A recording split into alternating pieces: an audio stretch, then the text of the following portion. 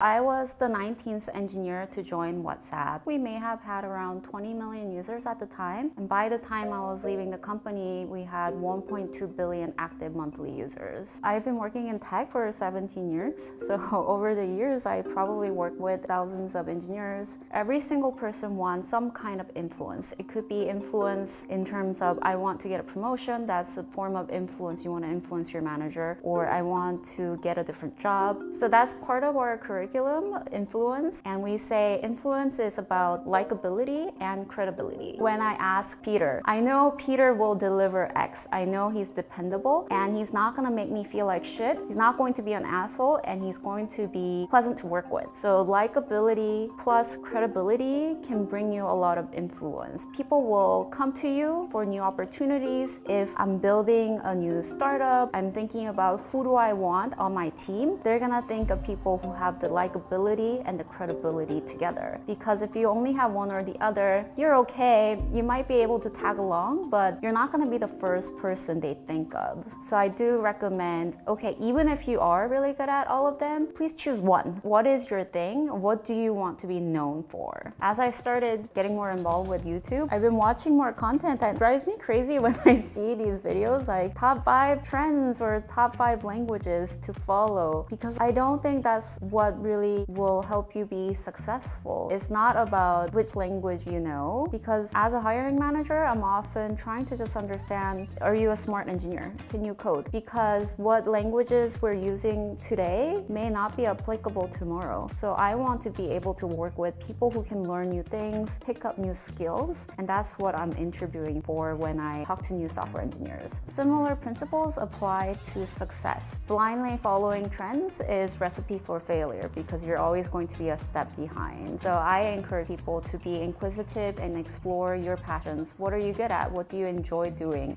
And follow that.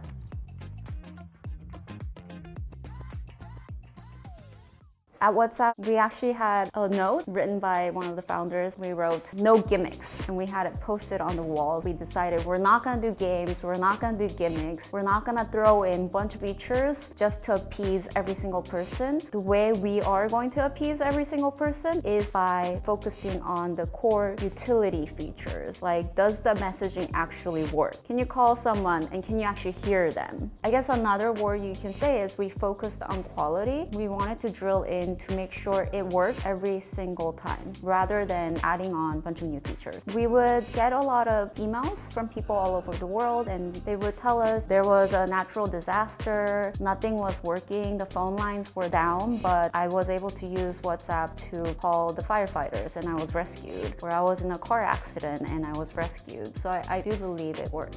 So when I was in college, I actually interned for a 3-person startup, and we had a lot of fun. I loved the ownership, the autonomy. I could really see the impact of my work. I also felt like we were lacking direction and leadership and mentorship, and that's part of the reason why I joined IBM. And when I did join IBM, I felt like there was great mentorship, but I lacked the autonomies. So WhatsApp for me struck a balance, because at the time I was the 19th engineer. It was small enough where I could see the impact of the work, but the founders had a lot of experience. They were both from Yahoo. They had a lot of experience working in tech, and I felt like that would be a great balance for me to find both ownership and mentorship. And it's not like we had one-on-one every week. It wasn't a formal mentorship, but just by being there in a small company and observing and watching, similar to my upbringing, I guess, just learning how they operate, how they lead was a really great opportunity for me, and I learned so much by just being there. We may have had around 20 million users at the time, and by the time I was leaving the company, we had 1.2 billion active monthly users. There were several values I think that was key to the success of WhatsApp, and as we experienced the growth, I think it was really important to be able to hold on to our engineering culture, and that was part of my big focus as well when I was starting the new office in London. I went there in 2018. We grew the office to about 100 engineers in a couple of years, and in that short period of time, we were hiring new engineers every week. week. And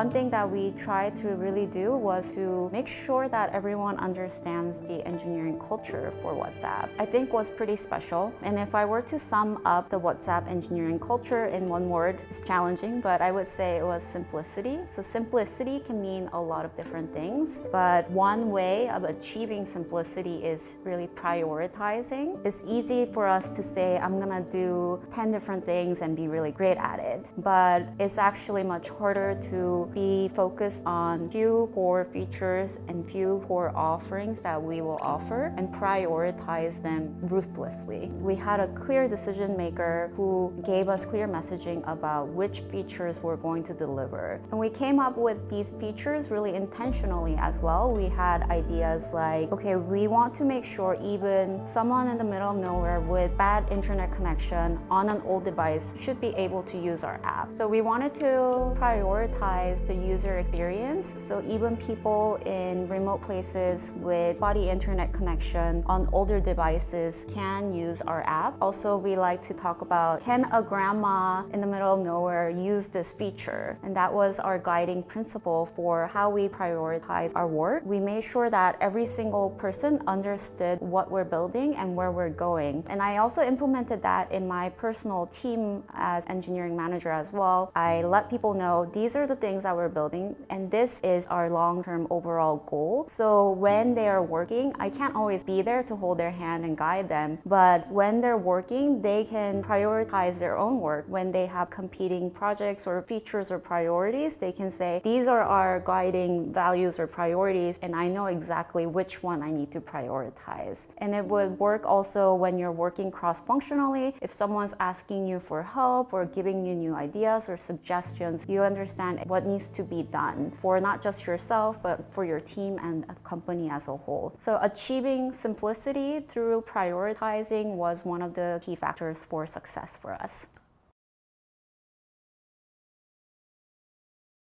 When WhatsApp got acquired for $19 billion, I actually wasn't even sure what $1 billion was. The type of amount of money that you can't really tangibly describe. How much is $1 billion?